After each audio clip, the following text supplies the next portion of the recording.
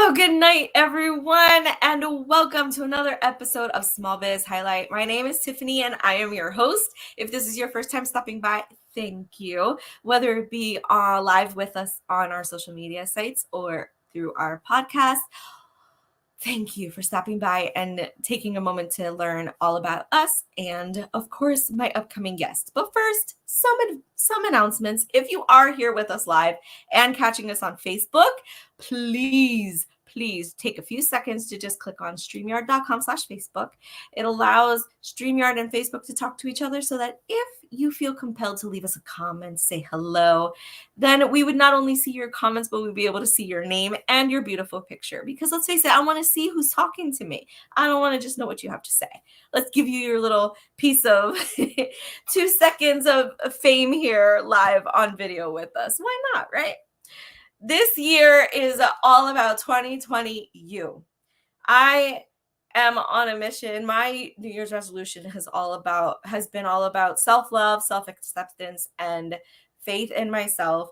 And I'm using you all and this platform as an accountability buddy. So there, you're sucked in, you're stuck with me. No, but honestly, I wanted to take this resolution and add it to the show so that I'm trying to, put the good vibes out there, spread the love and appreciation for all of you, and, really giving you that oomph to take a chance and, learn to accept yourself, love yourself, and have faith in yourself.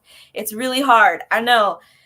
I'm working on it too, so we can work on it together. Spread it to your family and friends, please. Spread all the good vibes. Nothing but good vibes. Speaking of friends, okay, my invite friends button is missing on Facebook. No idea where it went. Don't know. But one easy way to fix this for me to help Small Biz Highlight grow is to take just 2 seconds, hit like, hit share to this video. Maybe stop by Small Biz Highlight page on Facebook and finding a post that you like or another video that you like. Share away. It will take 2 seconds, will cost you nothing, and yet will impact every single one of the people that I've had the honor of interviewing, plus benefit the ones that are coming in the future. Spreading the word about Small Biz Highlight is ultimately about helping get the word out that they exist. All the businesses I've interviewed, guys. So help me spread the word. My sponsor, Text for More, is actually helping me by offering a quick text word code. Text Small Biz to 717-670-6400. When you do so, it'll send you a link to our main hub. Such a cute little brochure of a site that gives you just enough information about Small Biz Highlight to get you intrigued, and then the links to click to get you scheduled to see if you can be on the show, a part of the show in some way, shape, or form. Hello, Alvin. I love it. All right. There is an app for everything nowadays, and now there's even an app for Small Biz Highlight. Yes, you heard me. On Google Play and Apple App Store, you can download the app that will give you access to every single web show, podcast, and digital TV show that we have up so far. So excited for this journey, and there's so much more to come, so stay tuned. All right, with that, I will stop all this blabber jabbing that I'm doing and make it about the guest, because that's what the show's about. Come on now. All right, so, oh goodness, tonight I have the honor of introducing you to Matt. I will bring him on here as long as my computer plays nice. Let's see if I get lucky, guys. Matt! Hi, you're so funny. I've been laughing, not at you, but so enjoying your jibbery jab or whatever you called it. You're hilarious. I love it. Great way Thank to you. start the new year, and it's fantastic. Thank you. It's okay to say you were laughing at me. I laugh at myself too. It's cool. I was laughing at myself because I was thinking, I didn't make any New Year's resolutions. Does that make me a moron, a bad person? And then I'm thinking, I don't think so. What New Year's resolutions did you make to get through the next year?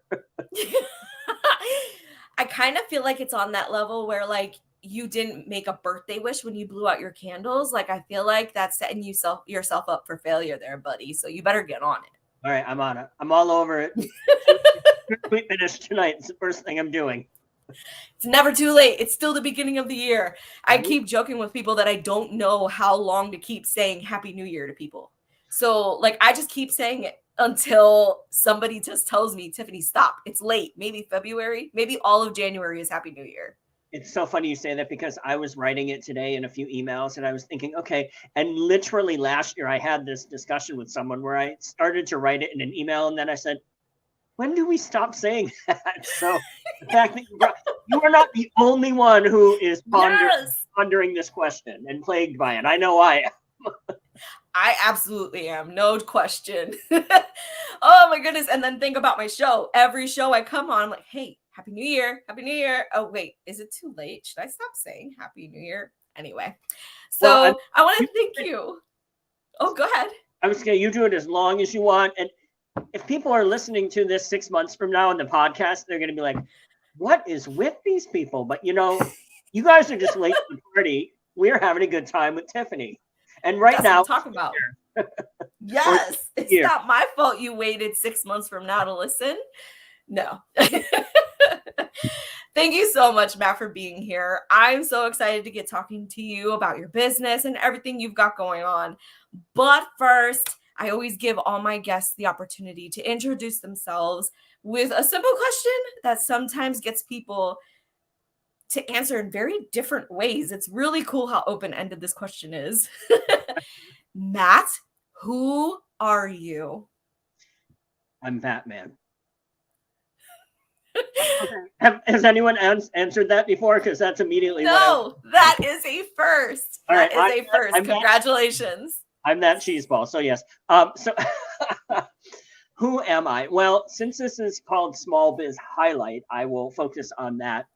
I'm a small business owner. I feel like I've been an entrepreneur all my life, selling wrapping paper in Cub Scouts as a kid to, you know, whatever. When people talking about the business, when people ask me, what do I do, meaning for work, and we'll get into this more, I'm sure, is I say I produce and facilitate team building experiences where I put people who may or may not work together on a daily basis in a room together, provide them with challenges, competition, and organically let them communicate and collaborate. So that's kind of it in a nutshell. My background from 100 years ago is theater. I went to school and got a double major in theater and business, and then also took a lot of psychology and leadership courses and whatnot. So it all ultimately ties into what I do today. As far as anything else, I would say stalk me and excuse me on social media. Do not actually be peering in my window. I love it. And you know what? Reach out if you want to know more, and we'll go from there. I love it how you like had to. It's so crazy how in this day and age you have to go that extra step further to over explain yourself.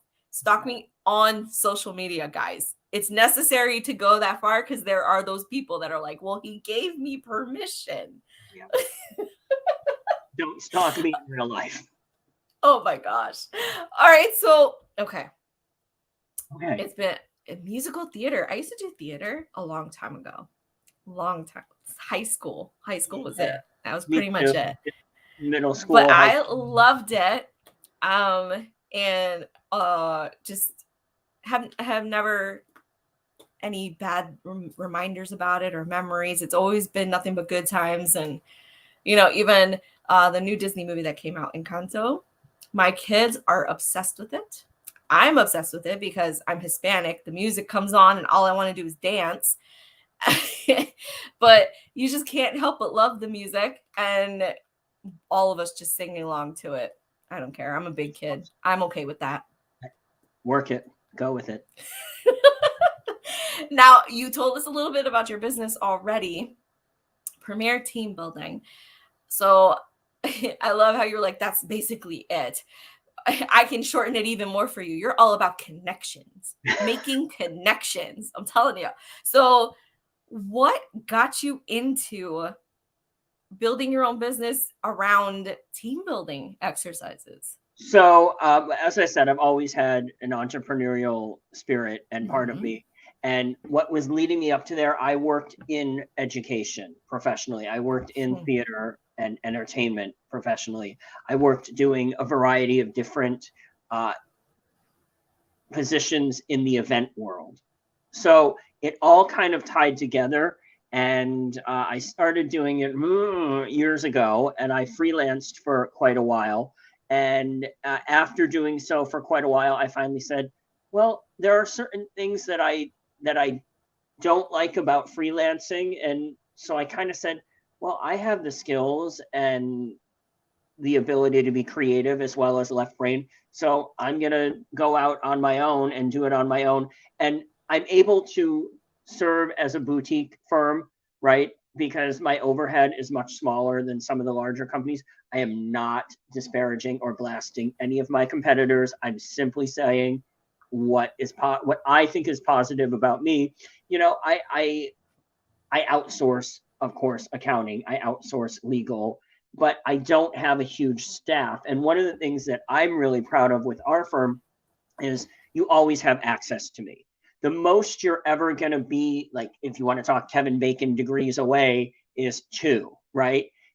Maybe you're going to have a deal with somebody else early on in a sales capacity, and your facilitator on site might not be me, but otherwise you're going to have direct access to me. You're not going to fill out an online form and some person is going to talk to you in sales, and then you're going to go to a contract administrator, and then you're going to go to a production person, and then if there's a charity element involved, you're going to talk to that person, and then you're going to maybe talk to someone else about another component. And then by the time the day of your experience happens, somebody else walks in the door and you go, I have no idea who's who in the zoo, right?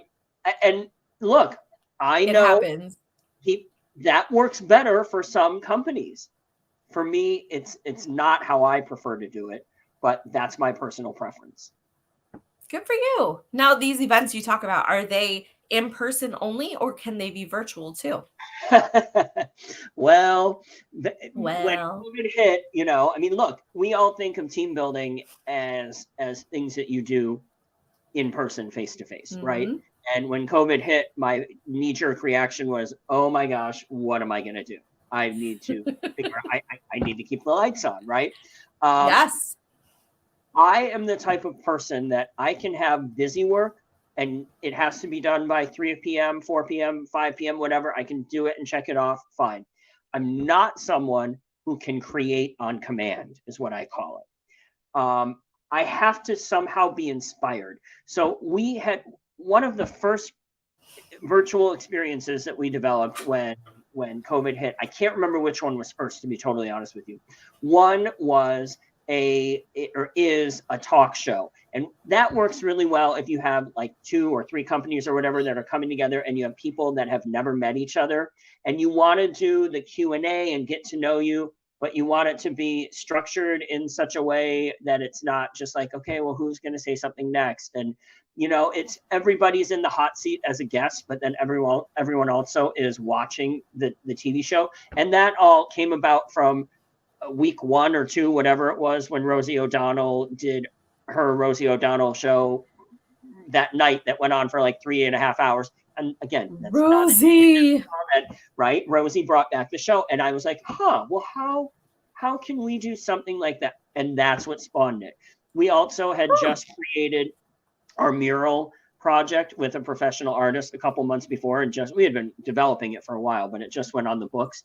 And that's, you know, the crux of that is you have people on a team creating usually a 2-foot by 4-foot panel of a mural that when you hang multiple ones together, it creates an entire mural, right? Well, obviously you can't do that. So we were thinking, what can we do? What can we do? I have no idea if I saw something or read something or heard something, but Andy Warhol popped into my head. I thought, so what we went back to the drawing board with the professional artist that we had created the other experience with. And in this one, we send a kit to everyone that has an 8 by 10 inch stretched canvas and tracing paper and the image, and everyone gets the same kit. The only thing that's different is the paint that you get. And we actually use acrylic paint pens, so you don't have to deal with brushes and washing and messes and everything. They're really paint. And everyone gets the same image And the same kit except the colors. You might get the red hues. Somebody else might get the blues. Somebody else might get the greens. So, and then that's we'll tell you how to cool. use them. So then when you hang, ultimately the idea is these are all going to go, if you want to keep them in your office or your wherever, great. If you want to donate them to a youth center or a nursing home or whatever, that's the idea behind it, but you don't have to. And when you hang them all, whether it be a dozen or whether it be 300 on a wall, you're going to get an Andy Warhol style pop art mural. That is cool. Thank you. But again, I saw or read or heard something about Andy Warhol, which is what got me thinking that. So if somebody had said you have to create this with your team in 3 days, could we? Yes. It's not how I like to work. It's not my organic process. So are you usually the one making up the ideas for the team building events, or do sometimes the companies reach out to you and say, hey, we're thinking about doing something like this? Both. Some of our experiences have developed because a company or client or potential client has said, we want something like this. And what one of those, I'm trying to remember, it's been a few years now. Once we kind of propose it and know that we can do it and what the elements are, then it's like, okay, well, even whether we do it or not, it's, well, let's flesh it out more and really develop this and put it on the books. And one of those is the Latin Quarter, where it's a 4-parter. You make a salsa like that you eat with chips. Mm-hmm. Yes. There's a mojito competition. There's a salsa dance competition, and then there's piñata break, and you have to build a structure with the pieces that are inside the piñata. And it's kind of like a progressive dinner, like a progressive experience that you go from station. That is cool. And this was built to celebrate Miami and the heavily Latin culture. Now, I know, yes, I am a Yankee from upstate New York. Before people start yelling at me and start telling me mojitos are not, I know, and understand that salsa is probably. I promise I wasn't going to be the one. I promise. Right? I get it, and I know the piñata is Mexican, and I know. So I know that they're not all the same. So please don't yell at me. I love that you I love that you acknowledge that, because there's so many people out there that think it's just okay to group them together and then just not, recognize that they're from different cultures. Right. But they fit in the umbrella of Latin America. So calling absolutely. Yeah. Right. I think that sounds like a great time. And I love the whole play on making salsa here while you're dancing salsa there. Like, that sounds like a great time. It is. And with all of our experiences, we're always happy to customize them. So somebody says, we don't want to do mojitos, we want to do margaritas. Okay, great. We don't want to do salsa, we want to do guacamole. Great. We want to do both. Great. We want to make Cuban sandwiches.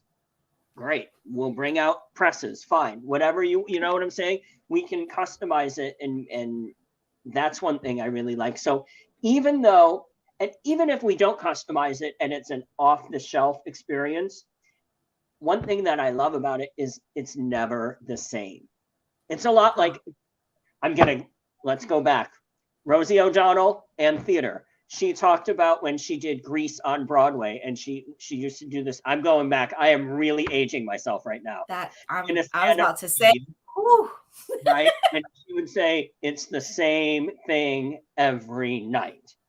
Yep. The same thing every night. So what I'm saying is, even though our experiences may be the same structure and the same experience, because of the people involved and where it is and the mood of the facilitator, not that our facilitators are in bad moods, but the mood, the weather, all these things can totally change how an experience is perceived by the participants. Wow. Which I like.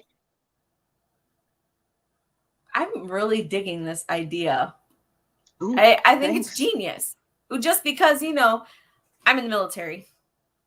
So team building exercises to me involve a lot of mud, a lot of rope swinging, a lot of throwing me over the wall because I'm usually the lightest, stuff like that. But, you're making it so much fun. And I just really love, as you're talking and describing the different things that you're doing and whatever, like my brain is going a mile a minute, like, oh, we could be doing this or we could be doing that. Cause that's the beauty of it, I think, right? That there's just so many ways to make this happen. So many things that you could put together to just make it a great night. I think the most common one that people do is the wine and painting and wine or whatever they call it. Stuff like that, right? Paint or whatever. Yes, absolutely. But my question is, and please don't yell at me, people who are listening, if you don't agree. How is that team building? What are people? I agree, though. You know, what are people doing? Sorry, my nose is itching all of a sudden. What are people doing in addition to that? And there's 2 points I wanted to. First of all, thank you for your service. You're the premier. You are a true hero. I spoke with somebody at one point. Please, thank you. And regardless of, I don't want to get into a political discussion. I personally am very proud of our men and women in uniform. But regardless of how you feel about the U.S. military, and I'm going to botch this quote, but the idea is the only thing new recruits have in common the first day of the military is they don't know anyone else when they step off the bus at training camp, right? They are immediately put into groups together and immediately told to start working together. Okay, great. You're building a team. I briefly remember yelling and being yelled at, not more than told. No, but you're absolutely right. And the best part of it is that because we're thrown in with all different types of people, different backgrounds and stuff like that, we're strangers at the beginning and then we are lifelong friends at the end of it. Yeah, even if that doesn't happen in a 2-hour experience with colleagues, it doesn't matter. One of the stories that I love telling is that happens all the time is I can get a call from a client 6, 9, 12 months later. Hey, do you remember you did this? Now, my hope is that they've done another one or two in between there with us. But hey, remember the one that we did 6 months ago? Yeah. Well, I wanted to tell you a story. Joe, who was from our New York office, and Sally from our California office were on the same team together. And it was a bike build experience where they built bikes for underprivileged children. Great. Well, early on, organically, people talk about work because that's the commonality, right? Well, as these experiences go on, people let their guard down slowly and they'll talk about their kids or spouses or childhood or whatever, just because they want to get to know. People naturally want to talk about themselves when they get the opportunity, for the most part. So Sally told about a story she had with a customer. Joe remembered it 6, 9 months later, called her, picked up the phone, which I know is a novel idea today, said, hey, this is Joe from New York. Oh, yeah, how you doing? Hey, when we did that bike build experience, you talked about how you had a program. Oh, yeah, it was such and such client, and I did this and that, and it solved it. Awesome. I have a similar situation. I think I'm going to use your tactic. Okay, great. He did. Boom. Not because now up to that point, Joe and Sally on other sides of the country only knew each other as names and email addresses, right? That was it. But because they had this shared experience, having fun without the pressure, just organically talking, boom, ultimately, how many months later helped the bottom line for the company, which is ultimately what a company wants. Connections are so important, no matter how short of a time you have it or what you're doing during the process. Like even as simple as having you introduce yourself at the beginning of the episode, that is going to hold so much more weight on somebody that may be watching or watching or listening. I can't even talk English today. No, but that's going to hold so much more weight. That is going to help people connect with you so much more, a lot easier, because it's coming from you. They're hearing your sincerity in it. And it's so amazing to have that connection, because then that's what's going to make them want to seek you out, learn more about you, see how they can get involved or whatnot. And that's why I do that. Some people get very nervous about it, but I tell them that's the reason why I love that question, Because, like I told you, people answer in so many different ways. Some get very profound, where I feel like I need to go, like, I need to go meditate for a second.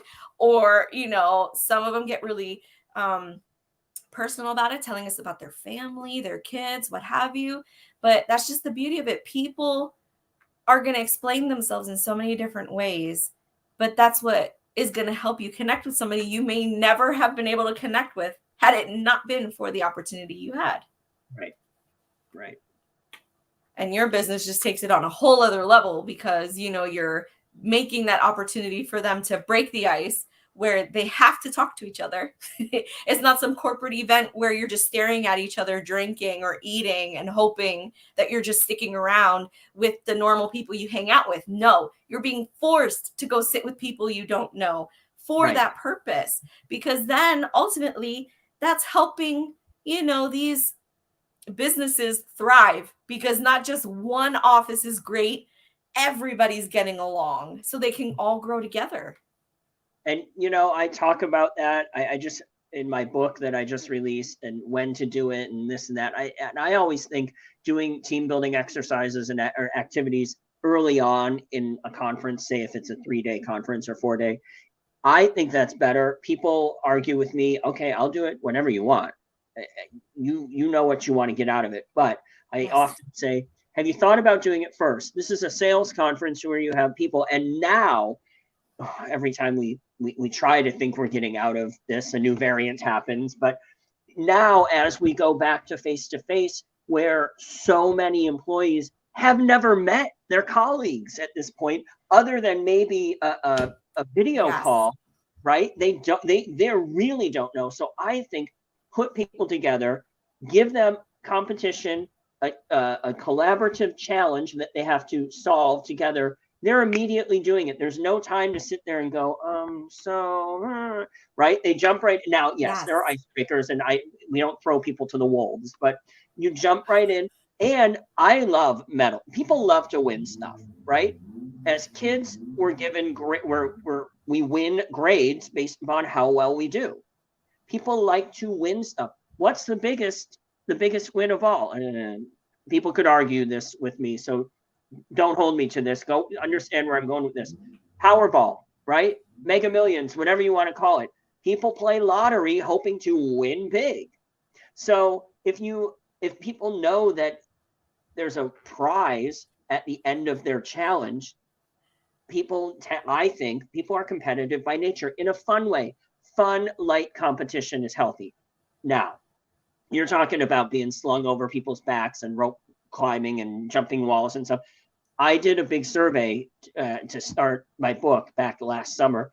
What do you think of when you think of team building? And many of the responses were not so hot or negative, and I use that word cautiously. Right? But so many people, when they think of team building, they think of trust falls, paintball, whitewater rafting, zip lining, and sitting and listening to presentations. Those are the 5 biggest answers. Now, for some people, those will be fun events and can be team building. But, I agree. If those are the first things people are thinking of, it's because they don't know any better to know that there's these other options for them to do. Like I host a networking event, virtual, of course, because of everything going on. But, I give the small businesses an opportunity to introduce themselves and their business. And then we play a game. That's the rest of the event. I'm not giving business advice. I'm not making it 100%, professional or anything like that. We play a game. A friend of mine made a game up called Top Tail that is like an icebreaker game, gives you like little, phrases or something, topics that it forces you to talk about yourself or something that happened to you. Then you feel more comfortable and everybody else starts opening up. And, some people think, why are you doing it that way? That's so weird. It's so different. That's why, because it's different. Because, something as simple as a networking event, it's always implied that, okay, I'm going to talk about me, my business, and then listen to everybody else talk. Right. Okay, you can only do that so often. And then you're like, okay, this is boring. So, switching stuff up like that, like you are doing with all your events, just upping the ante is what you're doing. It makes sense, and it appeals. It has to appeal to so many more people, and just get That them right there, excited about life. I appreciate that. And yes, appealing to so many more people. You clearly are an extrovert. So, right. I get it. I, I get it. So you're excited about this, but a lot of people who are introverts are terrified of walking into a room and being told they're going to do team building, right? Because these people, they get anxiety if they have Yes. anxiety or just nervousness or fear, or they don't want to talk. They don't, whatever reason, they get nervous. So put them in a non-threatening situation with, for example, 9 other people. So they're one of 10. Oh, you ain't just whistling Dixie on that one, brother. Maccabi. I apologize. Maccabee. Mac- That's my twin brother from another mother. Love Okay. you, Mac. Thank you. I appreciate the endorsement. So there you go. And that's one thing that we strive really hard is to create an experience that every person gets walks away saying that was a positive experience. My goal, and I often joke about that, I did when we were doing face-to-face, is next time you see this face when you walk in a room, my goal is you're not going to go, oh crap, sorry, I don't know if I'm allowed to say that. Oh, sugar, Sugar, I love it. Oh, fiddle-dee-doo, we're doing team building today. Do you know what I'm saying? My hope is that, okay, last time it wasn't so bad. What are we doing today? Yes. No, that's so true, because there are going to be those onesie two. There's always at least one that's like, I don't feel comfortable doing this. I'll just let you guys have fun and watch. But then while they're Maccabee, I don't need help with any. Leave me alone, Mac. Okay, I'm online. No, but those people that may not be open to that kind of thing may not be open that first time. But like you said, maybe if they see other people having fun, realizing that it's not as complicated or as embarrassing as they might have thought it was, then they're like, okay, maybe next time I'll try it. And that ultimately is just helping them get out of their shell. Because let's face it, there's a lot of people who need help with that. Well, I don't disagree with you. However, they don't want to be brought out of their shell. They want to stay there, and there's nothing wrong with that. But how can they at least peek out a little bit to participate, so they are active participants? And you don't have to burst through like He-Man and have your shell go flying. Yes. We're just dating ourselves the entire episode, Matt. Oh my gosh, I totally am. I am aging. I love it. Right tonight. All the young kids are like, Rosie O'Donnell had a show. What is he talking about? Who's He-Man? Who's He-Man? Well, no, they have a new version of He-Man on Netflix. Gotta check that out. Right. I watched it with my boys, but no, so we might have a little bit of leeway with that. But when Rosie O'Donnell had her show, I'm like, oh boy, that's talking way back there, buddy. I know. Oh man. Well, my dear, I want to thank you for being here tonight. Oh, you're so sweet. And thank you for what you are doing, because your business is genius, and I want to experience it one day. I need to. Well, let's make that happen. Let's definitely make that happen.